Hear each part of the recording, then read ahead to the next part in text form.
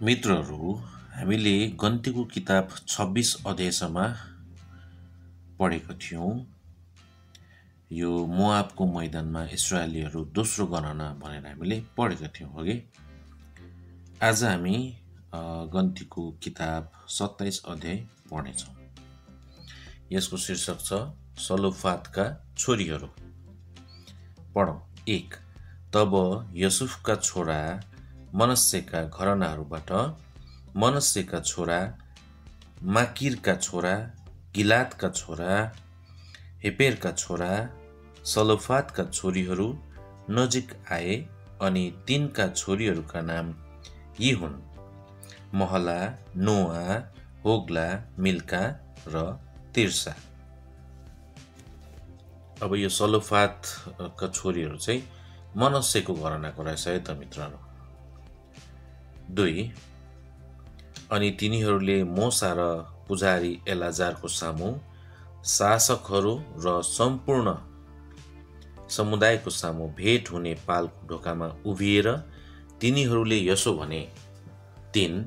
हाम्रा बुबा उजाड स्थानमा मर्नुभयो, तर उहाँ कोरहको दलमा लागेर परमप्रभुको विरोधमा भेला भएकाहरूको दलका हुन्न थियो, तर उहाँ आफ्नै पापमा मर्नुभयो अनि उहाँका छोराहरू थिएनन्।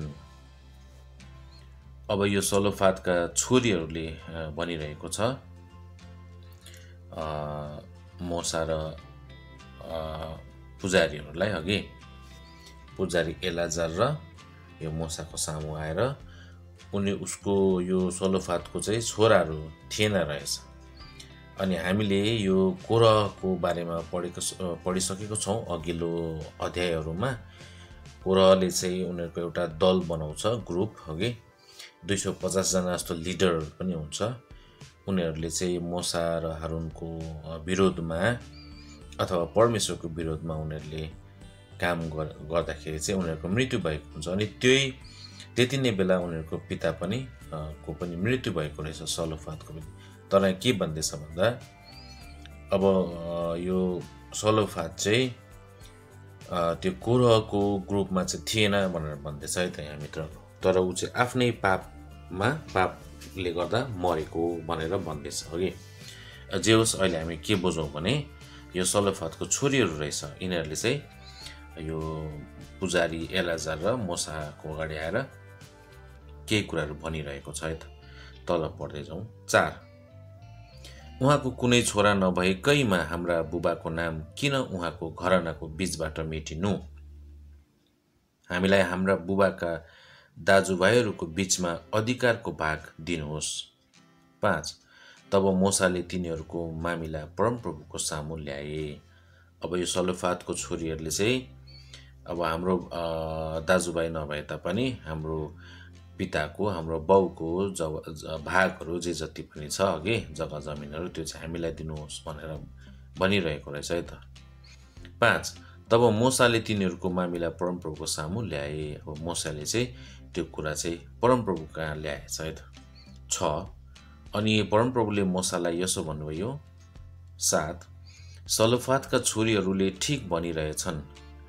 तिमीले निश्चय नै तिनीहरूलाई तिनीहरूका बुबाका दाजुभाइहरूको बीचमा अधिकारको भाग रूपी पैतृक सम्पत्ति दिनु, अनि तिमीले तिनीहरूका बुबाको पैतृक सम्पत्ति तिनीहरू कहाँ सारिदिनु। अब यो मोसाले परमप्रभु कहाँ यो कुरा ल्याएपछि चाहिँ परमप्रभुले मोसालाई भन्नुभएछ कि ठिकै छ, सलोफादको छोरीले ठिकै कुरा गरेको छ।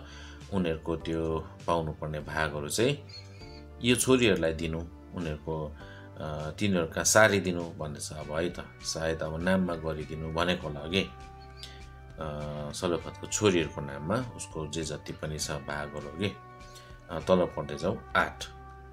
अनि तिमीले इस्राएलीहरूलाई यसो भन्नु: कोही मानिस मर्छ र त्यसको कुनै छोरा छैन भने त्यसको पैतृक सम्पत्ति तिमीहरूले त्यसकी छोरी कहाँ सारिदिनु। 9. अनि त्यसकी कुनै छोरी छैन भने त्यसको पैतृक सम्पत्ति तिमीहरूले त्यसका दाजुभाइहरूलाई दिनु। 10. अनि त्यसका दाजुभाइहरू छैनन् भने त्यसको पैतृक सम्पत्ति तिमीहरूले त्यसका बुबाका दाजुभाइहरूलाई दिनु। 11 अनि त्यसका बुबाका दाजुभाइहरू छैनन् भने त्यसको पैतृक सम्पत्ति तिमीहरूले त्यसको घरनाको नजिकको नातेदारलाई दिनु अनि उसले यसलाई आफ्नो अधिकारमा ल्याओस्। अनि परमप्रभुले मूसालाई आज्ञा गर्नु भए अनुसार यो इस्राएलीहरूका निम्ति न्यायको विधि ठहरियोस्।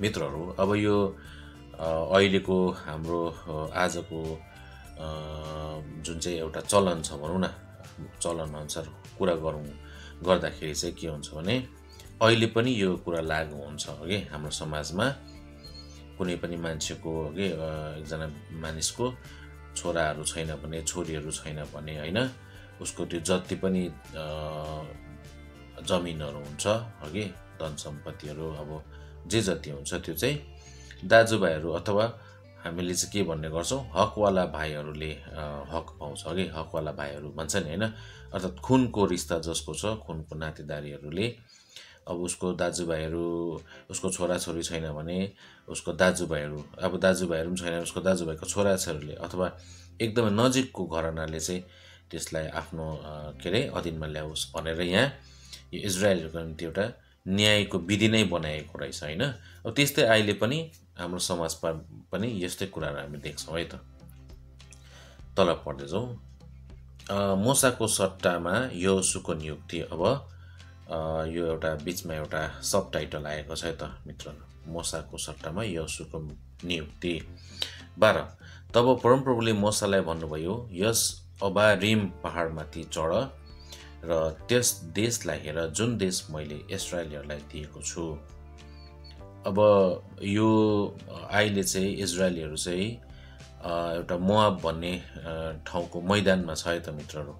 यो इजरायलीहरूको अन्तिम बसाइ हो। यहाँ यो मोआबको यो मैदानमा कनान देशमा प्रवेश गर्नुभन्दा अगाडि जुन चाहिँ प्रतिज्ञा गरिएको देश छ, त्यो देशमा प्रवेश गर्नुभन्दा अगाडि अन्तिम पटक यो इजरायलीहरूले पाल टाँगेर बसेको ठाउँ चाहिँ मोआबको मैदान छ। अब यो अहिलेको हामीले आजको दिनमा हेऱ्यौँ भने यो मोआब चाहिँ जोर्डन भनेर भनिन्छ। जोर्डन एउटा देश छ नि अघि, त्यो जोर्डनको भित्रबाट चाहिँ त्यहाँ एउटा पहाड रहेछ कि त्यो पहाडको नाम के रहेछ, अबारिम भन्ने है त। अबारिममा पहाडमाथि चढेर चाहिँ हेर्नु लगाएछ है त मूसालाई है, परमप्रभुले इस्राएलीलाई दिएको छु भनिएको छ नि यहाँ हामीले पढ्यौँ अहिले है, त्यो देश त्यसलाई हेर्नु भनेर।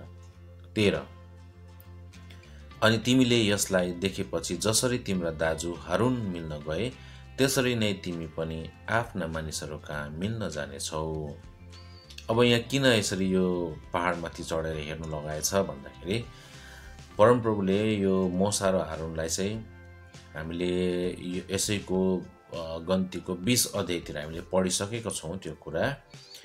जब इजरायलीहरू तिर्खाउँछ अघि, तिर्खाएर गनगन गर्दाखेरि चाहिँ परमप्रभुले मूसालाई भन्छ नि अघि, मूसा र हारुनलाई तिमीहरूले त्यहाँ भेला गर्नु, इजरायललाई बोलाउनु अनि त्यो चट्टानमा जानु, जुन चाहिँ एउटा त्यहाँ चट्टान छ, लौरो लिएर जानु अनि तिमीले त्यो ढुङ्गा चट्टानसँग बोल्नु मात्र भनेको छ त्यहाँ है त, बोल्नु र त्यो पानी निकाल्छ, त्यसले पानी दिनेछ भनेर भन्छ होइन। तर मूसा चाहिँ एकदमै रिसाउँछ त्यति बेला होइन, इजरायलीहरूसँग पनि रिसाउँछ अनि रिसाएर चाहिँ त्यो चट्टानलाई 2 पल्ट त्यो लौरोले हिर्काउँछ होइन। त्यसो हुँदा परमप्रभुले भन्छ अघि तिमीहरूले चाहिँ आज्ञा पालन गरेनौ भनेर क्या त। अनि त्यति नै बेला भनेको हुन्छ अब तिमीहरूले चाहिँ जुन चाहिँ प्रतिज्ञा गरेको देशमा चाहिँ तिमीहरूले चाहिँ उनीहरूलाई पुर्याउने छैनौ भनेर अघि।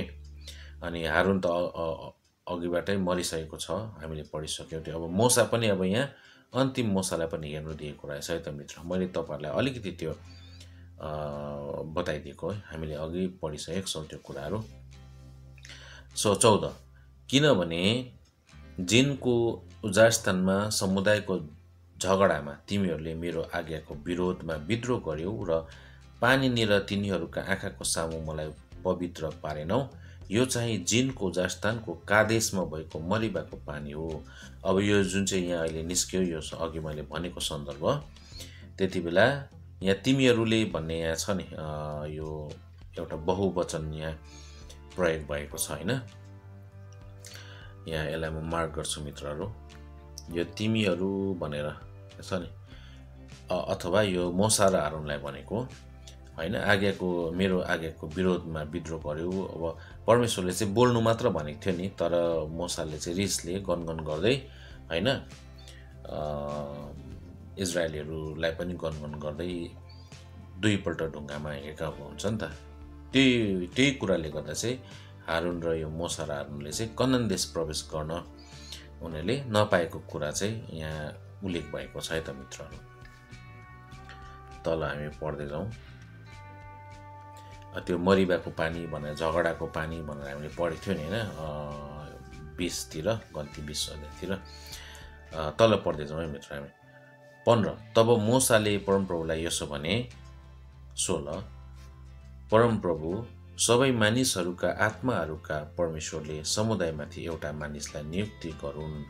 अब त्यसो भनिसके पछाडि अब मोसाले उसले पनि थाहा पायो अघि, अब चाहिँ मेरो मृत्यु हुने रहेछ भनेर थाहा पाइसकेपछि चाहिँ परमप्रभुलाई भन्दैछ, परमप्रभु सबै मानिसहरूका आत्माहरूका परमेश्वर, अथवा अब परमेश्वर चाहिँ सर्वोपरि हो नि त कि, सबै आत्माहरूको पनि परमेश्वर। अनि तपाईँले नै एकजना मानिसलाई नियुक्ति गर्नुहोस् जुन चाहिँ लायकको छ अथवा योग्यको छ भन्ने कुरा है त मित्र। यहाँ 17 जो तिनीहरूको अघि अघि बाहिर जाओस् र तिनीहरूको अघि अघि भित्र आओस्, अनि उसले तिनीहरूलाई डोर्याएर बाहिर लैजाओस् र तिनीहरूलाई भित्र ल्याओस्, र परमप्रभुको समुदाय गोठाला बिनाको भेडाहरू जस्तो नहोस्। अब यहाँ मोसाले आफ्नो समुदायप्रति उसको एउटा चिन्ता व्यक्त गरेको कुरा छ है त। यस्तो खालको मानिसलाई तपाईँले नियुक्ति गर्नुहोस् जसले चाहिँ इजरायलीलाई बाहिर लैजाओस् होइन, बाहिर जाँदा अनि भित्र आउँदा पनि अर्को भित्र ल्याओस्, आफ्नो समुदायलाई, आफ्नो मानिसहरूलाई, जसले चाहिँ आफ्नो समुदायलाई चाहिँ बाहिर भित्र गर्नुको निम्ति डोर्याओस् भनेर चाहिँ बाहिर लैजाओस् र भित्र ल्याओस् भन्ने कुरा छ नि। अथवा एकजना योग्य एउटा लिडर तपाईँले नै छान्नुहोस् भनेर चाहिँ आफ्नो जातिप्रति पनि उसको चिन्ता व्यक्त गरिरहेको छ मोसाले अघि। अनि परमेश्वरलाई भनिरहेको छ, जसले गर्दा चाहिँ मेरो जातिहरू चाहिँ गोठाला बिनाको भेडाहरू जस्तो चाहिँ नहोस् भनेर उसको आफ्नो चिन्ता आफ्नो जातिप्रति। तर अब उसले उसको चिन्ता व्यक्त नगर्दा पनि परमेश्वरलाई थाहा छ सबै कुरा अघि। परमेश्वरले असल एकजना गोठालो नै छान्नुहुन्छ अवश्य पनि, तरै पनि यो मोसाको के हो, उसको मनभित्रको एउटा जातिप्रतिको उसको चिन्ता व्यक्त गरेको कुरा त मित्र। तल पढ्दै जाउँ 18 अनि परमप्रभुले मोसालाई भन्नुभयो, नुनका छोरा यहोशुलाई ल्याऊ, एउटा मानिस जसभित्र आत्मा हुनुहुन्छ र उसमाथि आफ्नो हात राख। अब परमेश्वरले भन्नुभएछ मोसालाई, नुनको छोरा यहोशु भन्ने छ नि, त्यो यहोशुलाई ल्याऊ र उसमाथि चाहिँ के छ, एउटा जसभित्र चाहिँ आत्मा हुनुहुन्छ भनेर, अथवा परमेश्वरको आत्मा भन्ने कुरा यहाँ लेखिएको छ है त मित्र। अनि उसमाथि आफ्नो हात राख भनेर भन्दैछ। 19 अनि उसलाई पुजारी एलाजारको सामु र सम्पूर्ण समुदायको सामु खडा गर र तिनीहरूकै आँखाको अघि उसलाई जिम्मेवारी देऊ। अब यो यहोशु, नुनको छोरा यहोशुलाई चाहिँ पुजारी एलाजारको सामु ल्याउनु, अनि सम्पूर्ण समुदायको अगाडि नै खडा गर्नु, अनि उसलाई सबैको आँखाको अगाडि नै अघि उसलाई जिम्मेवारी दिनु अर्थात् नियुक्त गर्नु भन्ने कुरा है त। 20 अनि तिम्रो महिमाको केही अंश उसमाथि राखिदेऊ, फलस्वरूप इस्राएलीहरूको सम्पूर्ण समुदायले आज्ञा पालन गरोस्। अब यहाँ मोसालाई भन्दैछ अघि, अब जुन पनि छ तिम्रो महिमाको भन्ने कुरा, अब मोसालाई त परमेश्वरले नै नियुक्त गर्नुभएको थियो नि त कि। अब उसको केही अंश भनेर अब केही अब मोसाले आफ्नो तर्फबाट यहोशुलाई दिने कुरा हो है त मित्रहरू, ताकि जसरी मोसालाई इजरायलीले सम्पूर्ण समुदायले आज्ञा पालन गर्थे त्यसरी नै यहोशुलाई पनि आज्ञा पालन गरोस् भनेर भनिएको कुरा।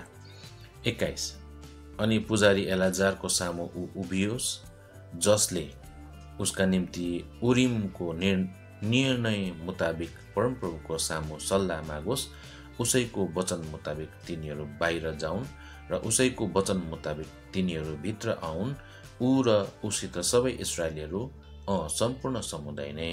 अब यहाँ पुजारी एलाजारको अगाडि चाहिँ उसले के गर्नुपर्ने हुन्छ, यो उरिम र तुमिम भन्ने हामीले पढिसकेका छौँ अगाडिबाटै मित्रहरू। यो चाहिँ एउटा पुजारीको महापुजारीको छाती पातामा लगाइने एउटा स्टोनहरू जस्तो कुरा छ कि, तर यसले चाहिँ के गर्छ अरे, उरिमले चाहिँ लाइटको अथवा